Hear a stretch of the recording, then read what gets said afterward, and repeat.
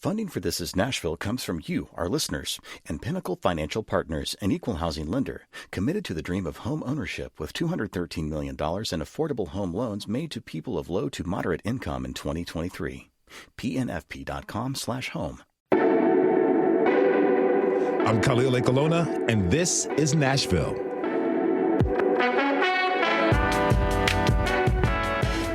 Each weekday at noon, you'll find me here on 90.3 FM or WPLN.org. Join us as we explore the identity of our city and region.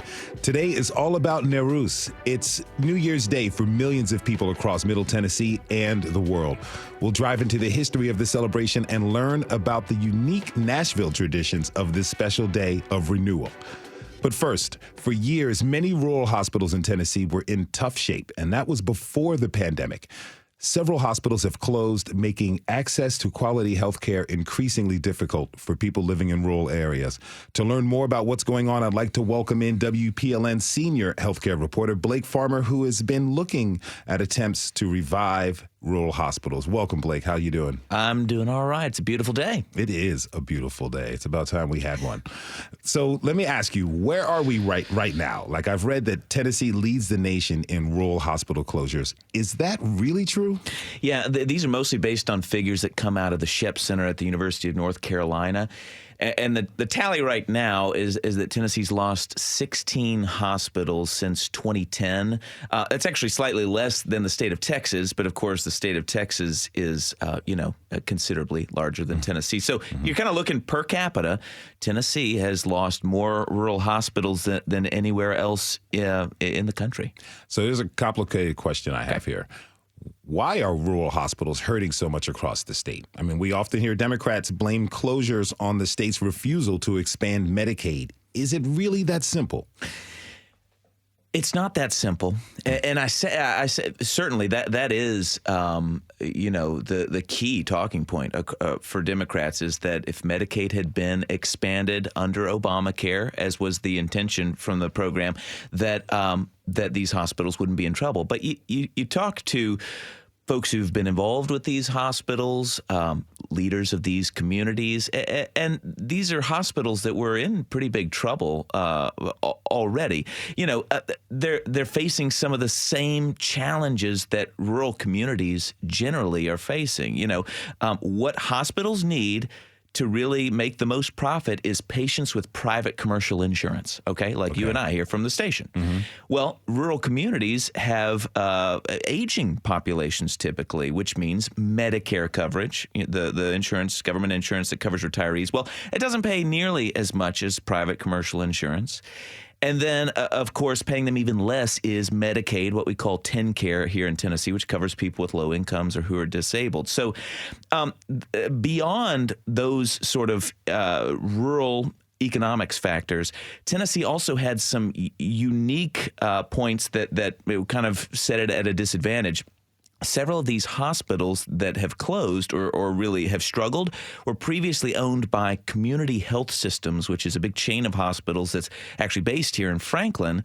This company has endured its own corporate financial challenges, and it for the last few years has been selling off or even closing dozens of facilities to keep from going under itself. So then we've had a round of people who are trying to run these hospitals who have no experience, or worse, we've had several taken over by out-of-state lab companies, and they use these rural hospitals to increase how much they can charge insurance companies for all their lab testing. It's we can go more in depth of that if you like, but point is, it's a confluence of factors.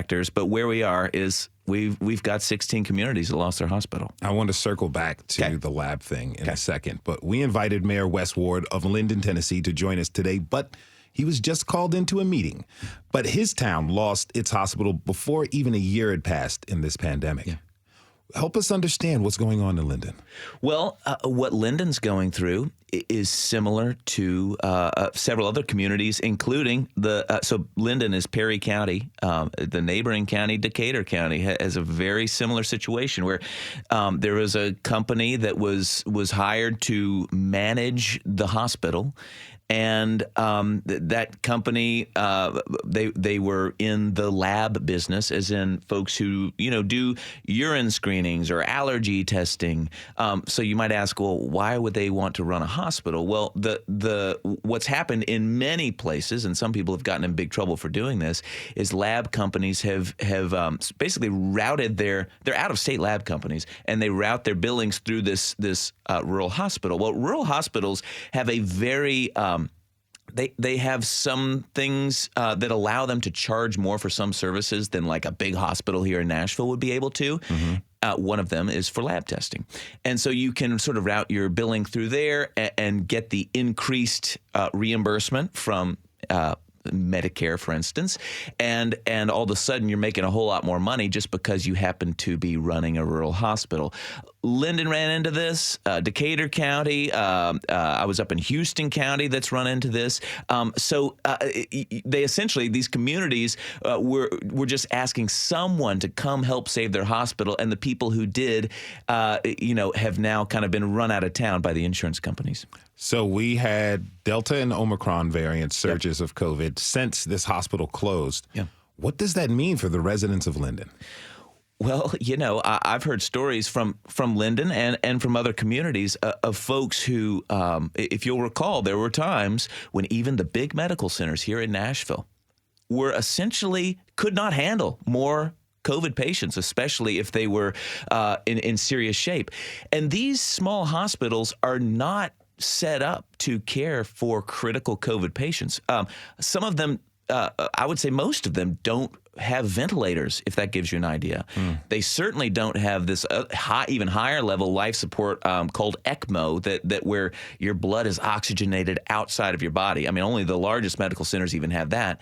Point is, you had folks who were in really rough shape, who were already filling these smaller hospitals, and then of course you have communities like Linden where their hospital was closed. So even the hospital one county over was not an option for them, and so you hear stories of folks who really missed out on care because their local hospital was not there. That kind of makes me question this next question I'm about to ask you. I mean, like, do these communities need hospitals? It's kind of yes.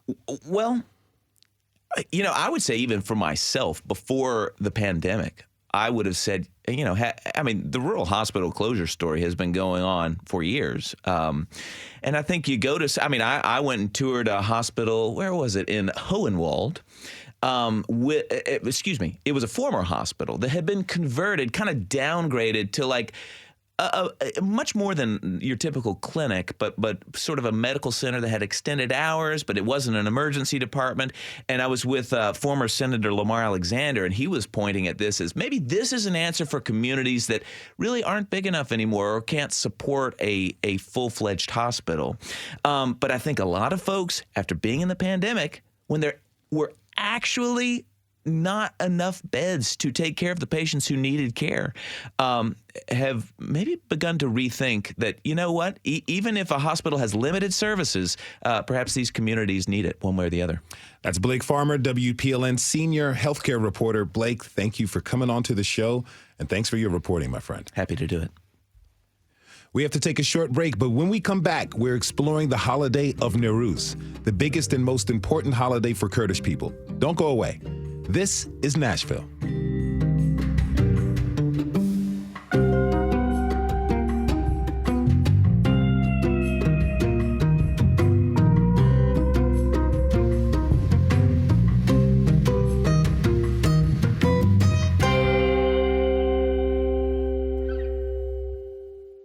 Funding for This is Nashville comes from you, our listeners, and Music City Prep Clinic, Nashville-based provider for PrEP, and offering comprehensive sexual health services in an environment designed to be safe, professional, and shame-free. Learn more at musiccityprep.org. I'm Khalil Ekolona, and this is Nashville. You may have heard Nowruz referred to as Kurdish New Year, and that's true, but it's not the New Year only for Kurds. Nowruz is celebrated throughout the Middle East, including Afghanistan, where my first guest grew up. Hangama Wahidi is of Afghanistan Association of Nashville. Welcome to This is Nashville. Thank you. It's good to be here. It's so good to have you. Happy New Year. Happy New Year. Happy New Year to you. Thank you so much. Thank you. So tell me, what do you remember about Nowruz growing up? Well, I've been out of Afghanistan for almost 37 years. And just the things that I remember, it was a very happy day. And we always had hafmewa, which is the fruit of the new year, because back home we didn't have a lot of fresh fruit because we didn't have all these big groceries and stuff. I'm sure it's changed a little bit by now, but at that time we did not. So always we used the dried fruit to make the New Year Nowruz fruit, which is made out of 7 dried, like almond, pistachios, walnuts, and dried fig, pecans, and you have to peel off them clean, and then you soak them in cold water for 3-4 days before Nowruz, which then it becomes syrupy and very sweet, and it's a beautiful fruit. Oh, wow. That sounds really good. It sounds so good. And they're hard to make. You have to have like clean hands, everything clean, because anything extra would just destroy it. And then we did a lot of kite flying. We flew kites, would be all over the place. And if you if you had a small yard or something, you'd be on the roof because we had flat roofs, and people were prepared these kites for days in and out. And you can actually like ride on them, Happy New Year, Happy Nowruz and the stuff on it, and you fly it, and kids will be all over the place because it's a serious sport, by the way. Fly cutting back home is huge. And then neighbors will make the kites kind of fight into each other with the person that had the strongest thread that they would make it out of literally glass and glue. What? And yes, their fingers would be cut up because it takes days to prepare those. They take the regular threads, and then they mix glue, and they break this glass and fine, like almost like a powder. And then they run it through and they dry it. And the sharper it is, the better it is. Okay. So once it flies out, and with the one that wins, then the kite just goes free in the wind. And as kids would run like blocks and blocks until we catch that kite and take it home with us. So it was really a fun day. It was beautiful. That sounds like such an amazing time. That's really an amazing time. I'd like to introduce my next guest, Kasar Abdulla, community advocate and educator. Kasar, Happy New Year, and thank you very much for joining us. Thank you, Khalil. It's great to be here, and Happy Nowruz to all of you. As Ms. Wahidi said, I think the memories of Nowruz are quite incredible for us. Before coming to the United States, I actually thought Nowruz was solely for the Kurds, and it was the Kurdish New Year. Coming to the United States, and I learned that Nowruz is universal. So many different parts of the world celebrate Nowruz. For us, it is a time, a new day, marking spring, but it also reminds us that we are a different people. We're strong people. We're resilient people.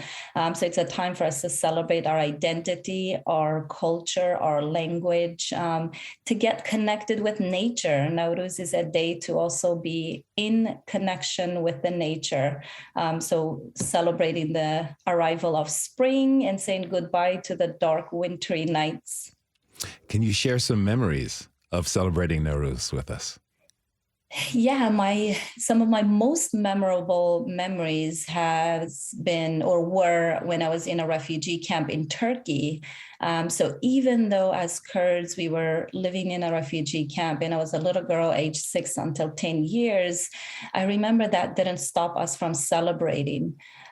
We, the students, would do the play known by, it's like a fairy tale by the evil dictator, the Hawk, and this revolutionary blacksmith known as Kawa. So we would do the play for the students, I think singing and dancing, poetry, saying what's on our heart, reflecting of what's happening in our present through poetic poems and words, playing games,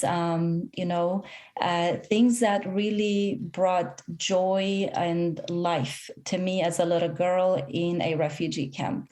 Now, you mentioned the story of Kawa, and I understand that in Kurdish culture, there's a particular, that origin story has a really big significance. Can you tell me about that story? Sure. So this story of Zohag, who was this evil Assyrian king, his thirst for power turns him into a very wicked human being. And again, it's fairy tale, it's fantasy, science fiction, but it has so much story written in there about the reality of Kurds. And so this Zohag, his thirst for power results into having 2 snakes that are constantly on his shoulders. And the only way to satisfy these serpents is to sacrifice 2 Kurdish children and give the brains of these children to the snakes. And Kawa, the blacksmith, couldn't take it anymore. He himself lost 6 children to this evil platform. And so he rises up against and causes a whole revolution and, kills, it puts an end to the hawk using a hammer. And he lights fire on the different hills and mountains in Kurdistan to communicate. And fire also symbolizes light and freedom for the Kurds. And so that story is told and people tend to reflect it in our present time. It's a story that it's a tale of knowing the importance of evil and good, or the dangers of human weaknesses and the thirst for power. It is also the story of, freedom and how we need to unite together against oppression. I love that story. As I was reading it, I thought to myself, this needs to be made into a film, a Hollywood blockbuster film, because it's so many messages and it's really colorful. I really appreciate you sharing that with us. I'm sure I'm not alone when I say that when it comes to holidays, food is key, very important. So, Hangama, I'm curious, what is your favorite Nowruz food? Well, we always did spinach because it's green. And of course, Nowruz is the first day of spring. And back home, like literally the snow melts and magically the spinach just comes out, and it was amazing. So we always did rice and spinach. You can always add to it, but I think every table back home would have a green dish on the table. That sounds delicious. And we still do that. You still do that today? Yes. Yes, I gotta have my spinach on New Year's. On Nowruz. I love that tradition. That's like in certain parts of African American culture, they're like, you have to have black eyed peas on New Year's Day. And exactly. Spinach on New Year's Day. A healthy alternative. I like it. Kasar, do you have any favorites that you love to eat at this time of year? It would have to be iprach. Iprach are dolmas, which is these stuffed vegetables and grape leaves that we make, and they're incredibly good. You can also add meat to it, lamb, on the bottom, so lamb ribs. We still do it today. It's interesting because as an American Kurd, a couple of the dishes that we still kept are really iprach. You're going to find in every Nowruz celebration we come together, and there's a huge pot of dolmas or iprachs. Again, so many vegetables all coming in together, giving you that aroma and that taste of spring. Are there any American touches as well, or is it just traditional Kurdish food? We've definitely added so many of other traditions. It's interesting. So enchiladas, right, are added to the table. Lasagna pops up. You talked about beans, so many different types of beans. And I think it's like the classical sort of what makes America, America, right? So it's like the blend of these new foods and then the foods that already exist here. The younger Kurdish family members are very interested in this Mexican-influenced food. So enchiladas are right next to our dolmas. That sounds delicious. If you're just joining us, this is Nashville, and I'm your host, Khalil Ekolona. We're talking about the holiday known as Nowruz, the celebration of the New Year for Middle Eastern cultures across Nashville and the globe. Okay, so we talked about the story of Kawa, the blacksmith, but poetry also plays an important role in Kurdish culture. Kasar, why is poetry so big for Kurds, especially during Nowruz?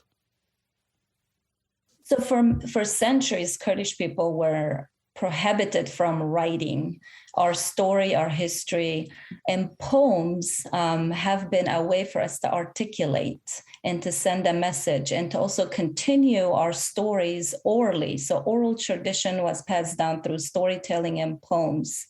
You will find that even our American Kurds who are born in the United States are still attached to poems. It's just ingrained in us, in our blood, and it's been carried for generations and generations that poems really help us speak our truth, regardless of where we are and what era we are in. Do you have a poem you'd like to share with us? Yeah, I would love to. This poem was written by my niece, who is a graduate of MLK. And the poem is titled, My Kurdish Identity. When you look at me, what do you see? Someone Turkish, Arab, Indian, or someone I wasn't meant to be. But no, my heritage comes from this mystical land, a land my parents call Kurdistan. But if you ask me, I'm from the bright lights of downtown, from crowded streets and old country guitars. I'm from Hey You All, around those Music City folks, from southern tip of Nashville, Tennessee. I'm an American born with a strong Kurdish heart. They say you can breathe in the fresh mountain air with the scent of sweet wildflowers.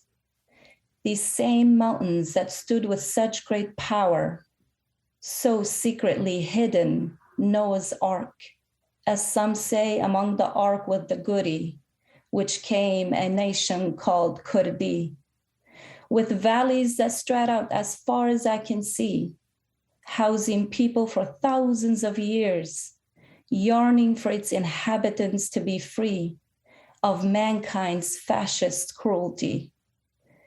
I wish that everyone would understand that I am a Kurd without a homeland, a land in which I have not seen, but you all see, my generation will be the one who will set it free.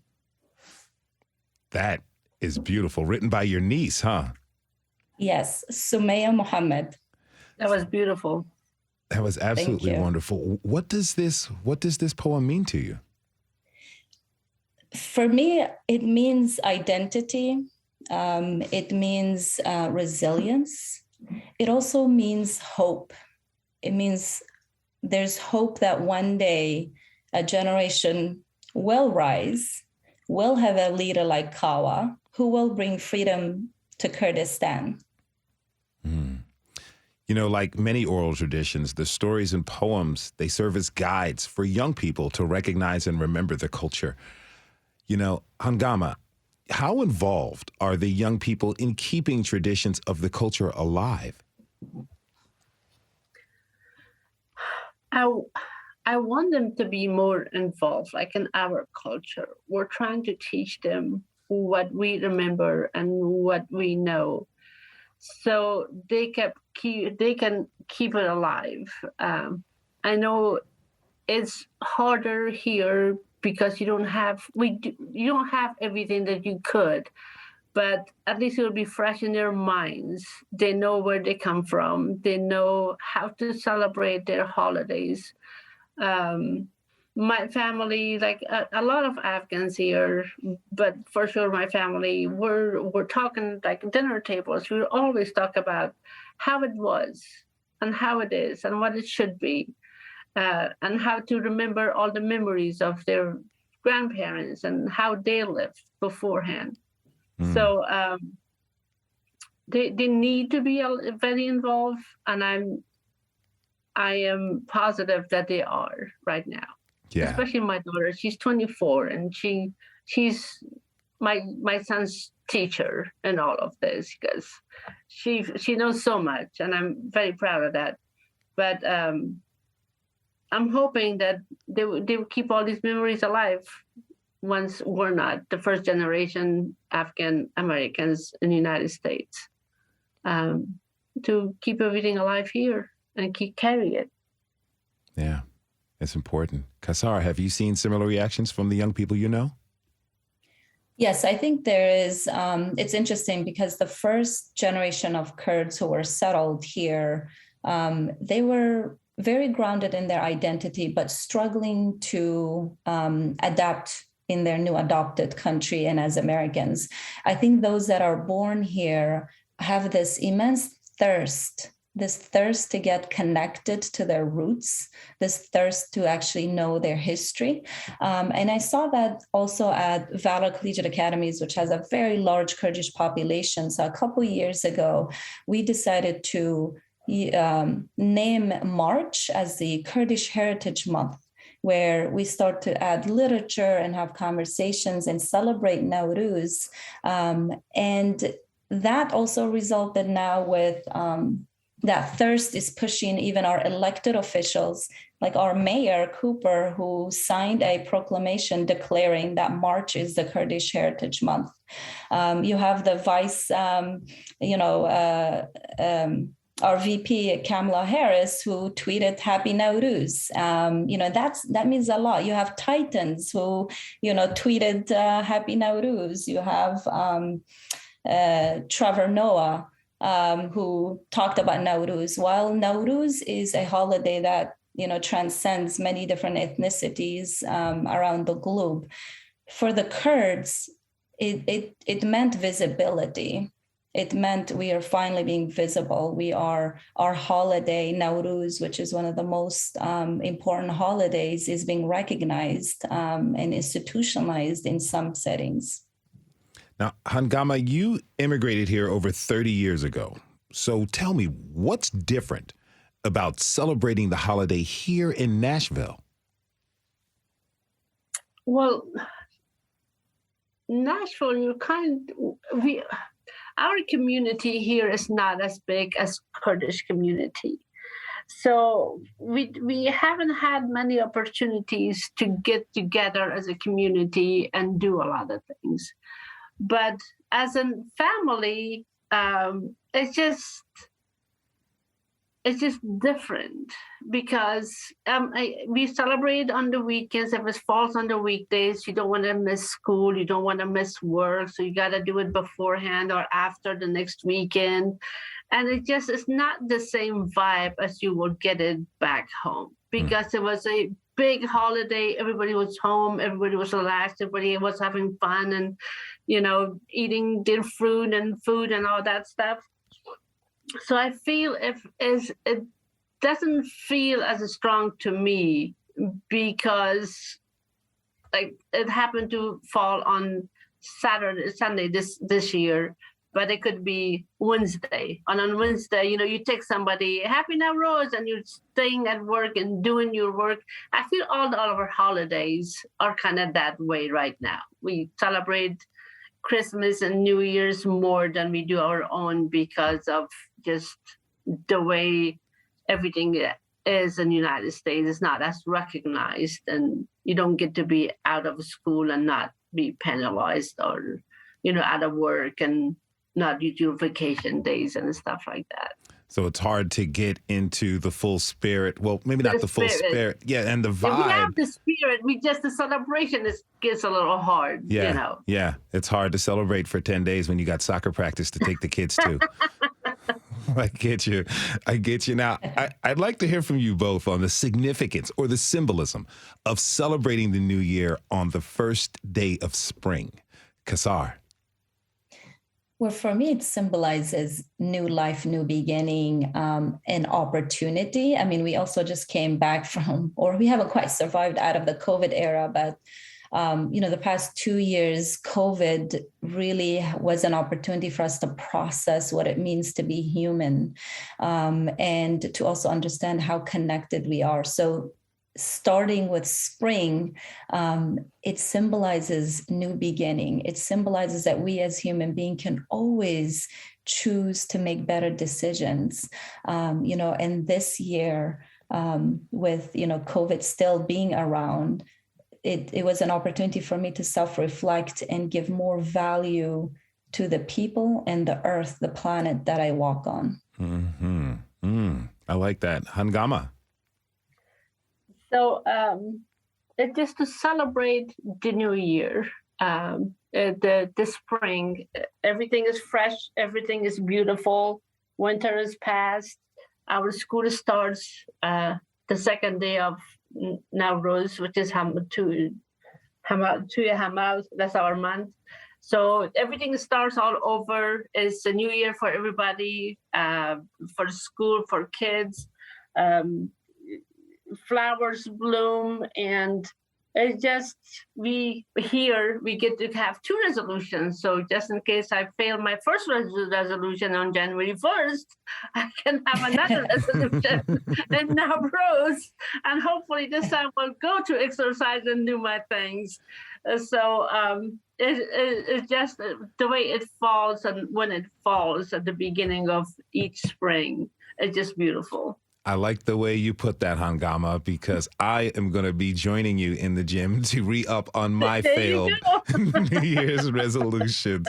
Wonderful. That was Hangama Wahidi of the Afghan Association of Nashville. Hangama, thank you so much for joining us today, and happy Nowruz. Thank you for having us.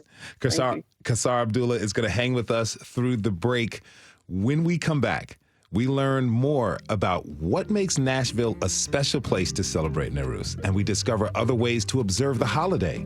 Happy Nowruz. This is Nashville.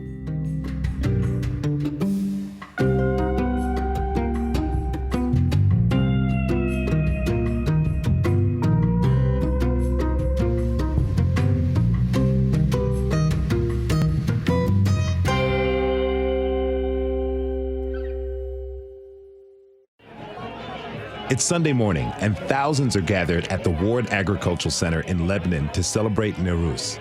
It's the Tennessee Kurdish Community Council's first celebration since the pandemic began. Everyone is here to welcome a new year and the beginning of spring. The beautiful blue sky is right on time. Nowruz, we call the New Year's for the Kurds, and the day of the winning days. We know as winning days for the Kurds has been the past, and we celebrate, we relive these days, and we tell to our new generations to keep this day in their hearts. That's Nozad Harami from the Salahuddin Center. Our region has the largest Kurdish community in the United States, and the home team definitely showed up. Nashville Mayor John Cooper made an appearance, too. We just declared March in Nashville as the Kurdish Heritage Month. And let's start that celebration, because you're showing the love of community, and I'm grateful for it, being part of this community. Your entrepreneurial spirit, your civic mindedness is making a great Nashville, and thank you for being part of what makes Nashville and our region great. The festival has become so big, it had to relocate to the Ag Center from Edwin Werner Park. Word had gotten around across the country that Nashville is the place for Kurds to celebrate Nowruz. That's what brought Mohammed and Bashir. I'm from Syria, Kurdistan, and we come from Ohio, Columbus. All the way today? Yeah, like 6 hours. It's something very special to us. So we get very happy when this holiday comes. That's Happy New Year. Mohammed and Bashir drove a long way to attend the festival, but not everyone traveled by car. Miru Kalu moved to Brooklyn, New York with his family in 2011. He is from Afrin, Rojava. Along his college courses, Miru was taking flight lessons at a nearby flight school. Miru studied aviation and politics here because he knew that he would not be able to study these two areas in Rojava since the Kurdish people are forbidden from it. Ladies and gentlemen, if you look above, you will see Miru flying above our Nowruz celebration this afternoon. The crowd looks up and searches the sky. Someone says he's on his way. Back on the ground, dazzling, colorful outfits mark the special occasion. So there's different fabrics. There's satin dresses, there's chiffon, there's more cottony, there are a lot of beaded ones, more that are just plain. Rojine says this year it was a little bit easier to get a Nowruz dress. And we actually recently got a Kurdish store open here in Nashville that sells all types of different fabrics, which is really nice. And before, we'd have to send back home and have family send it to us, and it wasn't always easy, you know. As the crowd forms a huge circle around a stack of logs, a cheer goes up. First for the lighting of the Nowruz fire, then for the small single-engine plane flying overhead. Ladies and gentlemen, Miru Kalu is above.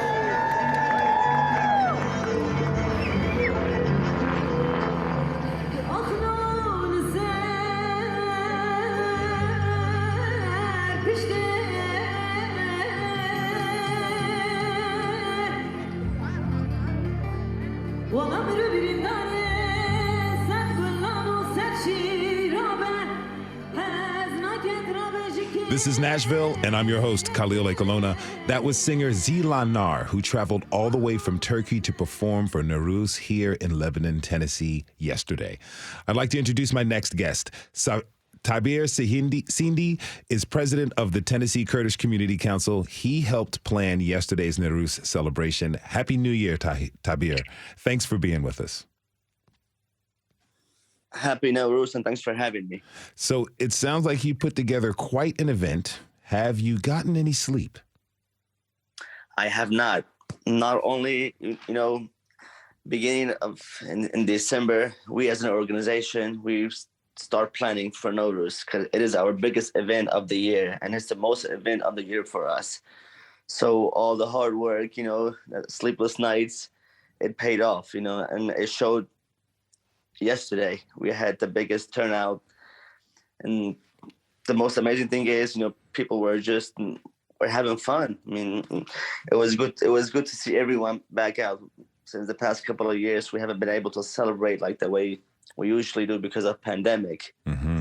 But all the hard work it showed up yesterday. So well, congratulations, my friend. I'm glad that you're happy with the event, and I'm glad that you're able to celebrate. And so tell me, what makes Nashville such a special place to celebrate Nowruz? Yeah, it's a good question. We get this question a lot, because Kurds around the states, they look up to us, to our city, to our community in Nashville. We have the largest Kurdish community in Nashville, and Kurds around the state, other states, basically, like I said, they look up to us. When it comes to Nowruz, this is a biggest event of the year for us and most important event of the year for us. So we try to, not only as Kurds, but we try to educate, non-Kurds about Nowruz and about our culture and tradition through different activities, through different events that we do. And Nowruz is one of the events that makes it, a special opportunity for us to educate others. And yesterday it showed we had so many non-Kurds, in the crowd celebrating with us. It means a lot for our community. Because of our events, it has grown every year. Like you said earlier, we had to relocate our event. Nashville Nowruz has become an iconic event, an iconic celebration throughout United States. That's why Kurds from other states can come join us to celebrate. And the way we have celebrated this event in Nashville throughout the years, it has given some kind of recognition to our community here in Nashville, and it keeps growing each and every year. Why is that? Like, what makes this Nashville event such a big draw for people? Because of our community. No one celebrates, I can comfortably say, not even Kurds and back home in Kurdistan celebrates like the way we celebrate Nowruz in Nashville. We have a specific program, a specific special performers, throughout the day. It's not just festivities. It's not just dancing or music. Kurds around the world, or I should say in Kurdistan, families just gather and picnic, at different places. There's not a specific program that is, organized. Here in Nashville, we organize an event where we try to have all 4 parts of Kurdistan, not only Kurds from Iraq, but Kurds from all 4 parts to help, organize this event. So everyone gets to, for example, the ceremony of fire yesterday. Before lighting up the fires, we had 5 people, one from Kurds in Iraq, Syria, Turkey, and Iran, and also along with John Cooper, lighting up that fire. So that is why our event, it has grown. People look up to it. In the beginning of every year, and starting in December, we get a lot of phone calls, a lot of emails, asking us, when is Nowruz this year? What is the program looking like this year? And we also, every year, we try to bring, performers, artists from overseas, just to make people happy. So because of all this, our event, it has grown and people look up to it. Yeah, that sounds amazing. Now, Kasar Abdulla is still with us. Kasar, in your eyes, what makes this celebration in Nashville stand out?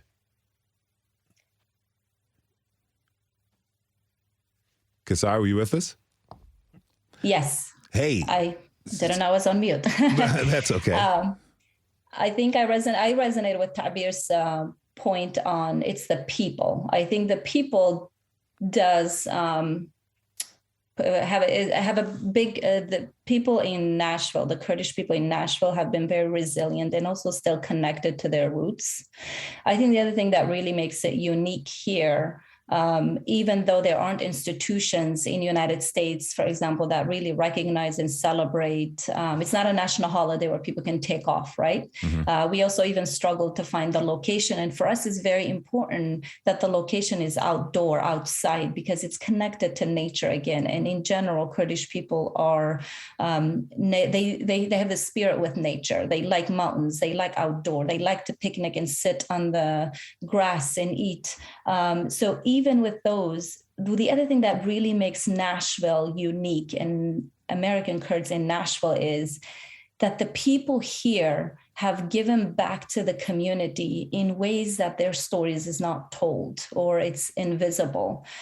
You will find, for example, a lot of them are entrepreneurs. They came down to what I, for many years ago, called Little Kurdistan, USA, down on Knowlesville Road, and they took empty, vacant buildings and turned them into very thriving local businesses, from ethnic markets all the way up to having our Ahmad Clinic, which is a family clinic. So their people here have been a model, a role model for other other states, especially in the United States. They're looking up to here. We have also the first Kurdish mosque that ever actually operated outside of Kurdistan that delivers sermons in Kurdish.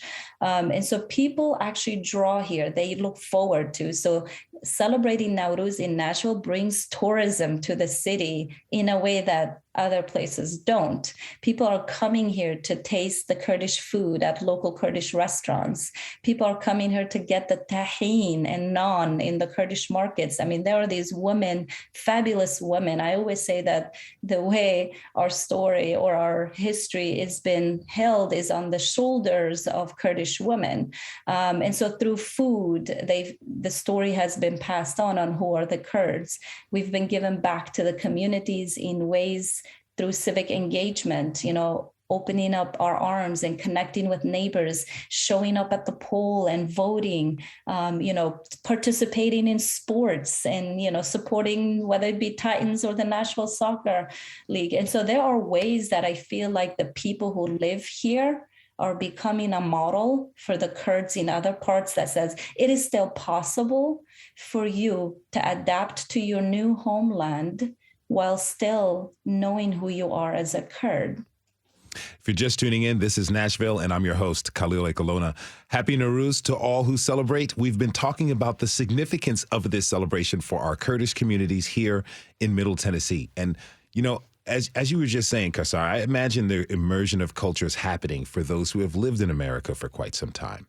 And Tabeer, answer this for me. What does it mean to you to hold a dual identity for the traditions of your homeland and the country where you now live?